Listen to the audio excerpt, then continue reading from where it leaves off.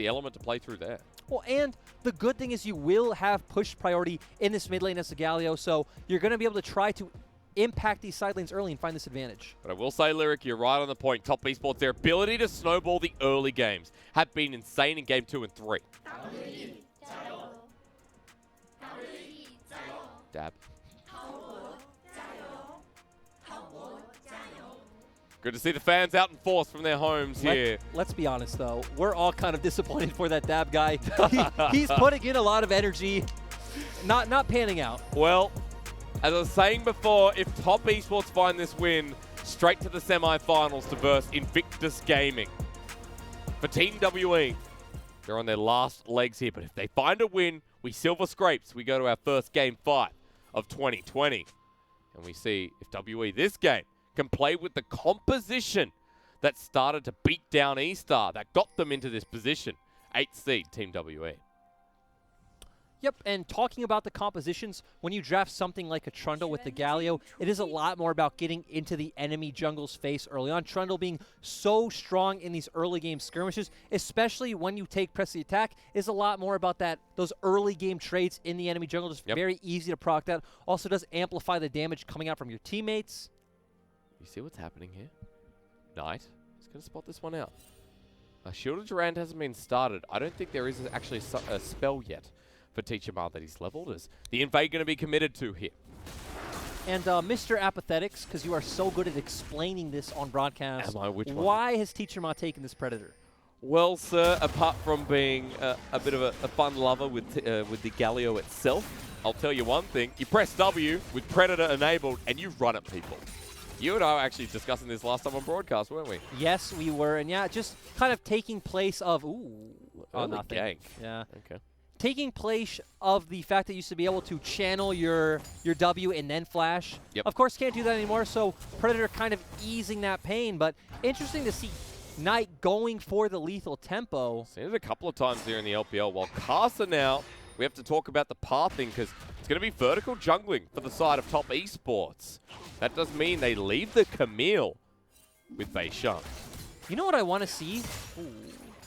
We see Knight starting the Mana Crystal. Yep. Is he just going to go for an early tier? And we're going to see him try to rush towards this Muramana build. And again, your auto's going to hit very hard coming with that on-hit damage coming from that item. So that's what I think. Okay. So the lethal tempo is something new that audience will have to get used to. For anyone else out there, Morgan with Grasp of the Undying as well is important because it ain't a Conqueror Camille, it ain't anything else. It's simply surviving this lane. Yes, it is. And talking about this lane, we do want to see Karsa try to not necessarily make an impact in terms of ganks, but at least setting up the vision to let 369 succeed. If he's ever in a bad place with his wave state, seeing Karsa hover up and making sure you get the recalls necessary to do well.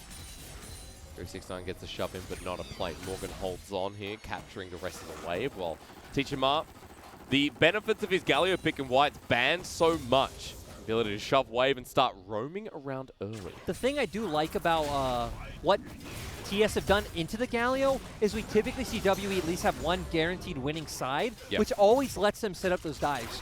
Both of your side lanes lose right now, and it's going to be very hard to find that. We need to see Toronto looking to impact the mid lane itself or finding Karsa in the jungle. Just on a note of Teacher Ma, do you want to know a fun fact? Galio, this is his 6th time playing it. Teacher Ma has never lost on Galio.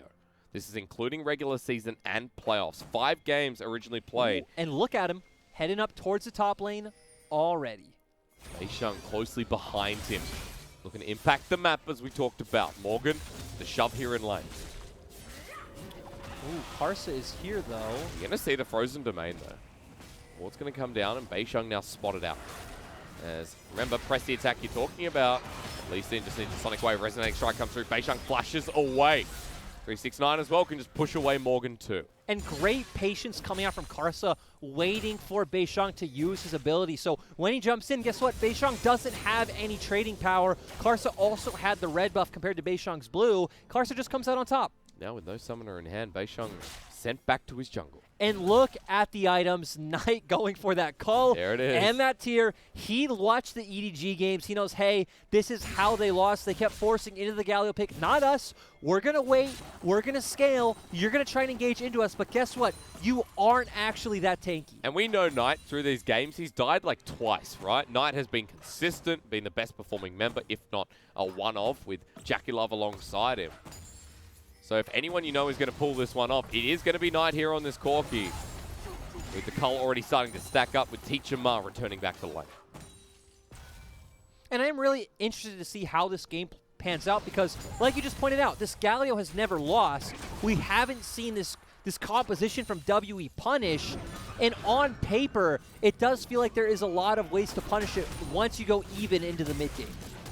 Though it is different this time, right? This Camille changes a lot. She's going to scale into a huge side lane monster, and she's always going to be able to lock down at least one of the carries from Top Esports. We always expect to see someone like Teacher Ma following suit. As Hook's going to land here on the bottom side. Severin just expires with a good tray back from Jomung through the minion wave. Also Infernum doing a bit of a good job. Though, look at the turret plates. We do already see TS starting to whittle down this turret. Yep. And that's how they found these advantages every game, right? Through just individual laning skill. We see the fact that mid and bot are doing well has let Karsa just to start the dragon. But Beishang has an inkling. But he's gone over a ward. So the ward there from the mid lane, it seems, to spot him out. Over the wall doesn't matter, though. Beishang level 5, but into 3 members of top. He doesn't have flash from the last play, but might not need it as Teacher Ma coming on in. Everyone running, but he gets both of them. The Winds of War saved by the Dark Passage from Yu Yanjia. As WE turn back to take the dragon for themselves, even after a small reset. This one will be fine. It's secured by Beishang as Karsa over the wall. Oh man, playing it risky, but he'll get out. I love Yu Yanjia being the total bro, walking towards it to block just in case he does try to throw that Q down. Yeah. But there you go. That's a turn of a play from WE. With Teacher Ma almost securing first blood, we can see the potency of this Galio and why teams need to ban it away. Right, it's just very easy for you to follow first. You have a ton of CC to set up any follow-up damage. And TS thinking they could do that dragon scot-free from the fact that their mid and bot were pushing, but didn't matter. Beishang spotted it out. Everyone's able to move over. And I don't think this is a big hit to TS by any means, right? It's just one Drake, it's Cloud. It doesn't matter too much. But still, good win for the side of WE. The Top Esports, just on that note, 500 goldie through that individual lane advantage. I love that we have 2 calls coming out on the side of TS. Yeah. 369 picking one up as well. Just looking to get the most out of these landing phases. You know what? Every time 369 plays Renekton, it's always SKT Renekton, I've noticed. It's his favorite skin. I like the smug look on his face in the picture. He has a cheeky smile, I'd say. 369, remember, second year playing here in the LPL. Jomong actually going to get hooked on in, has to cleanse. Didn't stand behind missing in that trade and just gets half health. Now, we're in an interesting position where TS bot lane have pushed so they can rotate for the Herald first. We haven't seen them rotating for Herald this series, I'm sorry. So I don't expect them to do that. TS also the pushing top laner, so Karsa could theoretically go start that up himself. But we've seen what happens when Beishang spots that out and Teacher Ma is able to follow. I don't expect that TS wins the top side 3v3 right now. Oh, okay. Well, Morgan is coming back to lane. There is a ward right in front, so 369 going to have to clear that away first before we think about it. With the clear going towards top side for Karsa. 369 starting it? Oh, it looks like he was just clearing a ward. Clearing the control ward in front, yeah. I was going to say, that is super respectable. Respectable? Yeah, if he was bold enough to do that. Man, just on a note while we're watching bot missing has been a bit slower on the timings here for the Unbreakable. So still getting poked down with Jackie Love after the fact. Sorry to put my own name in. As we got ourselves a big lead that you talked about in the bottom lane through CS. Serrated Dirk there as well, and the damage coming through with BF Sort for Jomung as his first back. But moving over to Knight's items and what we just saw, having Tier, having Sheen, and having Blue Buff, he is able to match Teacher Ma's clear so easily, just being able to constantly spam out these spells. Interruption. Oh, the turret blocks it. That's kind of bogus as Jackie Love gets traded back. And Jomung has to be praised because that's good placement. Yeah, this very good placement coming out from him. And Again, we've seen him struggling in these past few games, but ooh, might see him struggling again. No, this time he does know his limits. He does walk away, knows that TS are pushing the wave into him, and he doesn't have to be too greedy. But I mean, missing backed away. Jomung has no support here. The wave pushing in. Jackie Love's already at a 20 CS advantage here. He's already picked up one bit of plating. Yu Yanjia with his ability to demolish us. Not a minute. That was, you could see that. Jomung coming back into wave to clear it away before the second turret plate goes down. And talking about scaling, actually, let's ignore scaling. Because we have Beishang starting the Rift Herald, which is way more interesting. And once again, we haven't seen TS care too much about Herald this series. And they're again saying, well, it doesn't matter. You can have that. We are playing for the long game. We have this quirky scaling in the mid lane. So you did talk about scaling in the end anyway. Because if we just, while Herald gets picked up here, if we do get to a point of 40+ minutes, where are we at? I actually like WE's comp, like for once out of all these Galio comps, because you have the Camille who's going to become a huge monster in the side lanes. You have Camille who could look for the flanks or even just straight up engages with E-Flash to get on the carries, and Aphelios is going to do so much damage as compared to Jackie Love on the lethality Varus. Okay. So scaling, I favor WE. Especially if Morgan can get a bit of gold here. With Teacher Mar beside him, Rift Herald there. They're going to share it, but still, Morgan's lane is open. And this Camille is actually kept up in CS too. Teacher Mar pushing forward, enabling this inner turret push to come through. No one here to contest. Big minion wave. Ooh, yeah. TS just falling so far behind on the rotation. You're slowly hearing the silver scrapes just getting closer. Hasn't lost on Galio, by the way. Keep that in the back of your mind. Morgan does manage to get out with a hook shot, wall shot in the end, and in a turret to drop as well. 1K gold lead here for WE at 11 minutes in the game.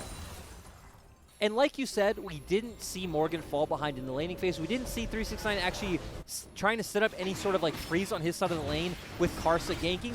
Karsa this whole series has been so focused on just farming his jungle. I guess last game he was shadowing mid a lot, enabling Knight to do well. Yep.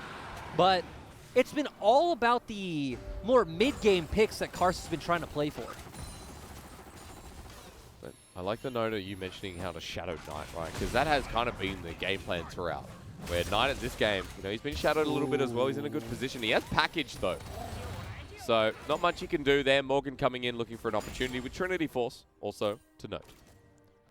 Yeah, I feel like Morgan could have been a bit more aggressive with that play, probably not feeling like he could because look at bot side river. It's all covered in TS wards, so... Teacher Mar walking into this though, box is down. Sonic Wave Resonating Strike kicked on back here. Shield of Drain helps. He just as punches away, but that's the third ult to use. They get first blood here, but TP coming through, missing ults over the wall. Morgan now, remember that Trinity Force is big. Teleport coming in to support Top Esports. And WE, they're sending Beishang in. Sonic Wave again. He flashes away. Karsa in a bad position. Jomung picks up the kill while meanwhile, Morgan here still has the flash and ulti available. Dodges away from the piercing arrow versus 4. He comes on in hard. It's a double kill. WE are going to find a third. Morgan gets that one here. And now Top on the verge of getting ace at 13 minutes. 369 flashes away. It's a double-double, and Top are now in trouble. And this is not what you can afford to have happen as TS's game with the two big scaling threats from WE picking up those kills. Morgan already has a Triforce, going to be able to back with more gold in his pockets. And this is not looking good for TES. I thought that was going to turn on a dime. I thought Top Esports were the ones to find Beishang. I mean, they were in a pretty awkward position, right? Yeah, they were true. stuck in WE's jungle. Karsa forced to go in to try and save Knight, ends up getting blown up himself, and then, again, nowhere for you to run. Feels like WE finding a bit more footing. Because I'm going to be honest, Game 2 and Game 3 looked like a blowout. And after this, I thought Teacher Mar was caught out too. And here we see them going for this pick on Teacher Mar. Teacher Mar not having a fun time in the side lane. We finally see Knight starting to head over, but missing is already here. And this is where, on our screens, we don't really see it, but Knight gets caught out. Thank you, observers, for showing it. Karsa forced to kind of go in and help, gets chunked out, and now you're left in this position where Morgan on one side, the rest of WE on the other. You have nowhere left to go. Top Esports corner down, and I guess on that point, Lyric, using the 3 ults for Teacher Mar on the Galio really bites them in the butt at the end. Well, and the big thing, too, is how much time Teacherma was able to buy at first, right? They tried to get the pick. They weren't able to. He did flash away, and it gave WE enough time to collapse, and Knight probably not taking the best route. 1,600 gold. Holy moly. And it's spread pretty evenly, but nice to see 450 of that onto Morgan. Yeah. I mean, Morgan already had the Trinity Force from that fight, from the first fight we saw towards top lane, or rather push, I should say. Now has the Tiamat. Big Camille in the side lane. Also, Jomong in that last fight picked up a double. Infinity Edge now in hand. And Teacher might have helped facilitate it, even though he died. In a way, the play started with him. Yeah, but the scary thing now is no one can match Morgan in the side lane. Yeah. Knight can't, this is not last game, right? Knight cannot come and try and solo kill Morgan. 369 is not feeling safe, and Morgan even picking up this Tiamat. I don't think his role is to even hard commit to the split push, right? It's about getting on the map, finding the picks onto Jackie Love and Knight, and Teacher Ma following up, and Jomong as well having a ton of AoE as the Aphelios. Just like coming out of their shell once again here for WE. I just want to reiterate, Lyric, Game 2 and Game 3 especially, weren't that exciting. Top Esports just stomped on the heads of WE. And WE now playing one of their compositions that they were more successful with. It's good to see them having more of a say here in this game. Doesn't mean Top Esports are out just yet, but you talk about how hard it is to match. A 3K gold lead at this point for WE needs to be noted. 2 points to what you just said. One, the last two games were super exciting if you're a Top Esports fan. Oh, of course. And two, not even one of their relatively successful comps on WE side this time. It is a comp that is undefeated. So, feeling like you're in a great place if you're WE. Again, it only goes up from here with this Camille, as well as the Aphelios. You already have a 3K gold lead. Herald coming up now, Infernal Drake up also in 20 seconds, and WE have full control of the map.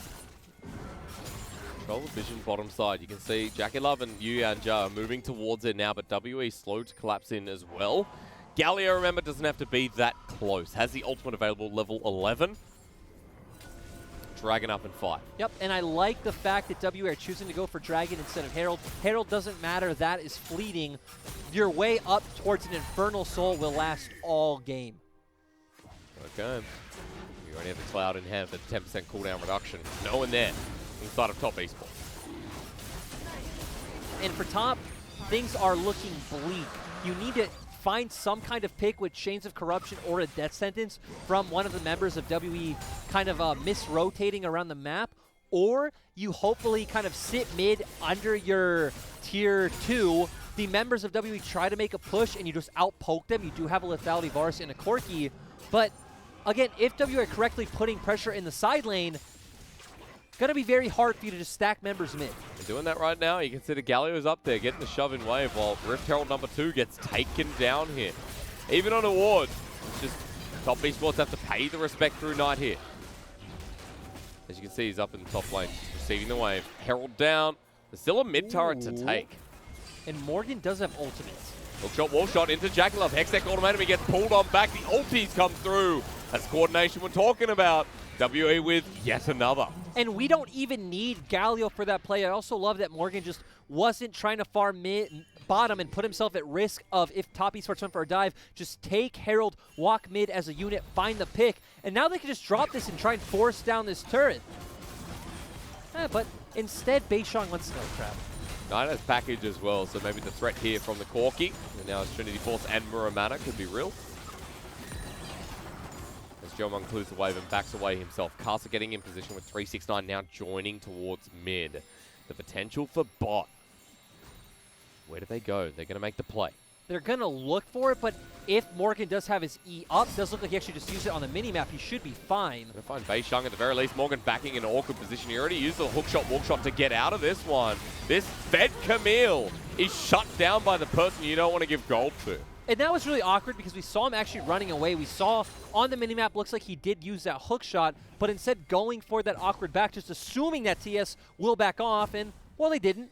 Does give that shutdown over, and Knight is the member, not only just for who he is on the team, right? Even being the Corki, he's the one who needs to show up on this champion. What did we say in previous games? WE showing holes in the armor, right? And that time around, Morgan definitely coming through. It's Jackulov. Okay, white flag up. He goes the opposite way. He knows the Galio is coming in. He flashes away. Chance Corruption doesn't land, but Yu Anja pulls in, missing here. Who underneath turret, Top Esports will survive. The poke to follow up. The fact that they survived the dive is great for Top. Yeah, great flash, especially from Jackulov. Would have been pretty tragic if he died after spamming that emote, but he doesn't. He survives. But W are the ones with full pressure going into TS's jungle. And now they're going to find Casa. Okay, Winter's Bite to pull him up, but they won't find the kill from it. Jomong stays towards mid lane while 369's going to flash on him as well. Gravitum available here. Redemption to heal him back up. He burns his own cleanse. Things are getting tense in the mid lane. 5 versus 5. We're going to continue, or rather 4 versus 5 with Morgan down bot. But still, 369 just blew a flash and his ultimate only for a cleanse from Jomong. So overall, favorable trade for WE. Very true. And he's big. I mean, Renan's Hurricane now picked up. 3-0-2. Right now, we're probably at our biggest point for Top with the fact that Knight went to Spirit Mana Triforce build. It does spike right now at 2 items. And of course, Jackulov did go to the Lethality Varus, but you just don't have a way to actually pressure the map as TS is comp. They're pushing up against the turret. Casa behind them, however. Meanwhile, the poke comes through, and here comes Morgan. Jackulov in a world of hurt here against the turret. They need one more hit, and it's Morgan to finish the final blow. As Yu Yanja flashes away, Beishang after him, hook shot, wall shot. And Casa now caught out too with a Hextech ultimatum. Knight's on another side of the map. 369 can't find his way in, and Herald breaks open the base. And this is just great coming in from WE. At first, we see it that Galio not following up on the Camille, but it turns out they actually don't need him. They have enough damage. They're just going to head towards Baron. Getting closer towards a game number 5 here for our first silver scrape. Jackulov, however, has TP. Yu Yanja's coming up as well. How quick is the Baron going down? And this is where they need their huge AoE poke coming out from Corki and Jackulov to win this fight. TP in, 369, doesn't have the ulti just yet, waiting on the timer. Whoa! Baron is stolen by Jackulov. The AoE you talk about, 369's going to find one, 2 for Knight. The Galio comes in with the hero's entrance, but Teachama now has to leave as well. The slowdown with the hail of arrows. The poke comes out, and this is WE falling into the pit. Knight is going to take on 1 versus 2. Jomong heals up with Severum. Subjugate there. Beishang has no mana, though, to slow this down. And although 2 survive, the Baron from Jackulov pulls Top Esports back in. And Jackulov showing his worth on this team, doing so much in that Baron 3v5, picking up the Baron, getting the kills, and now allowing Karsa to head straight towards the Dragon. Silver Scrapes kind of taking a few steps back. Oh, at the very least. Top Esports have now got more kills on these carries. Things are getting concerning here now, especially with the Baron in hand. And going forward, what we need to see from TS is they need to... Okay, no, Top Esports are going to run away from this one. Remember, there is Morgan with home guards kicked away by Casa, and that's going to be the end of the play. An important thing to... Actually, let's ignore that. Let's look at this fight because it's 3v5. Great piercing arrow coming in from Jackulov. Didn't have smite. Unfortunate for Beishang. 369 then jumping forward. We've already mentioned all the AoE coming out from these 3 members of TS. Galio going in, trying to buy time. Not very inherently tanky on the Galio. You still do get whittled down from this Varus. Another great arrow coming through and they win the fight, but now we need to see TS pushing out the side lane, grouping up as 5, trying to create the siege. The thing you need to watch out for is 1, flank wards. So we need to see great sweepers coming in from TS. And 2, just really need to be careful of Morgan with his E-Flash ultimate because then Teacherma will be able to follow up so well. They're still pretty fed here on the side of WE, but Knight here with Baron in a side lane with rapid fire cannon. Yu Yanja might be caught out. Pillars down from Beishang, almost finding missing with the hook. Top Esports in this choke wall. Look at where Knight is with the wave. I do want to say, though, that TS's comp does take a lot more finesse. There isn't room for error when you have these pushes because, again, when it comes to that Hextech ultimatum, it's so easy for Morgan to get on top of you. Package in hand. Knight has the poke package to get back into lane instead, bringing WE towards this bottom side wave. 5 members of Top Esports here. Graviton with the Moonlight Vigil lands. Dark Passage laid down to Bear, but the pillar is as well. The flash there with the hook going in. 369 goes into dominance while Jomong in the backlines here is damaging down, but the Chains of Corruption from Jackie Love did so much work. Losing a member is WE. Top Esports with a man advantage. I just want to know why Morgan and Teachima never use this combo.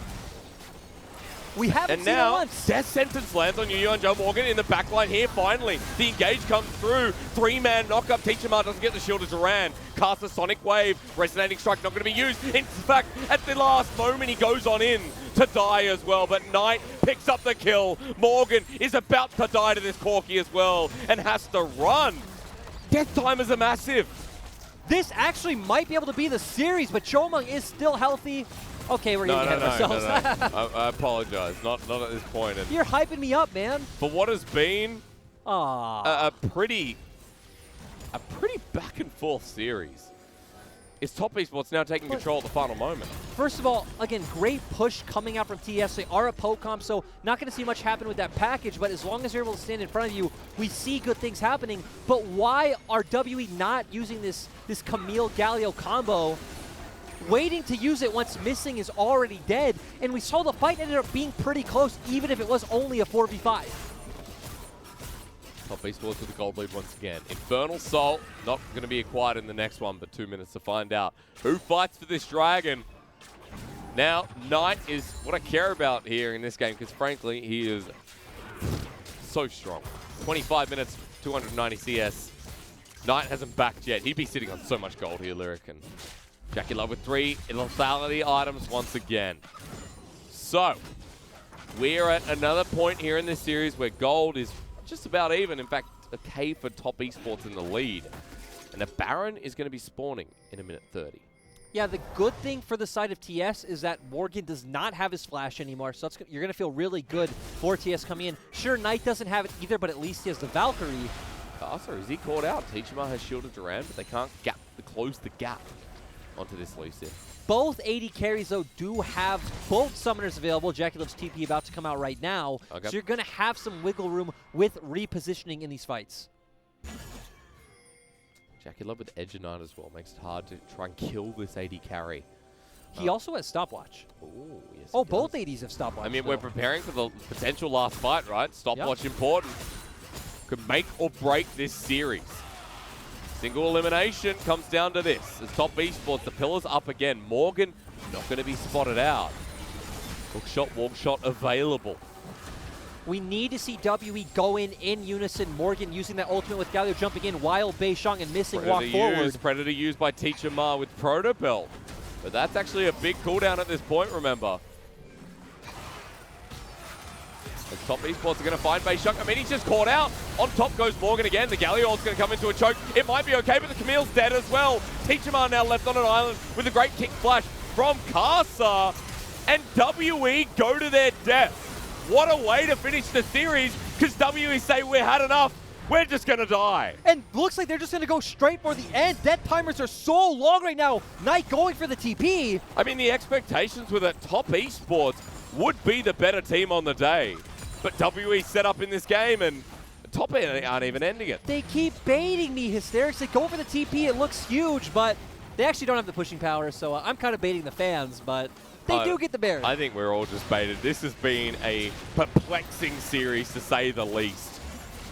As our quarterfinal looks to be getting towards an end, this Baron will not be contested, that's for sure. And Top Esports have a big gold lead here in this game number 4 at 28 minutes. But WE making the right call, recognizing, hey, they can't go and stop the Baron. They need to go and get this Dragon first, not let TS get to soul point. So at least going to get something off the back of that. So the game goes on. The game goes on. WE can still find that fight.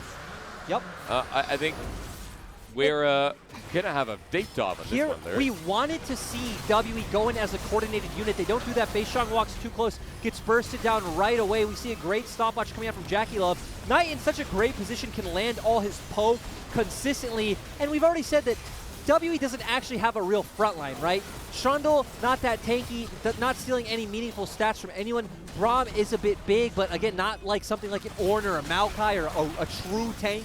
Yep. We come back to Summoner's Rift though live, and with Baron in hand, Inhibitor turret in the mid lane getting threatened here. Morgan looking for a flank, but spotted out with some good vision for Top Esports. And right now, Top Esports look like the better team in this series. Easy to say that now, but after all is said and done, WE on their deathbed, they need that fight that looks easier to make as Jolmon gets poked on out. Aphelios still in Aphelios things, but Knight is doing Knight things here. This guy's massive. He's full build. This is a Muramana Trinity Force Corki late game with lethal tempo. As Top Esports are stopping in the mid lane here, trying to poke out. Wave getting dissipated. Hook lands again. Looking for the final fight of the series to move into the semi-finals against Invictus Gaming.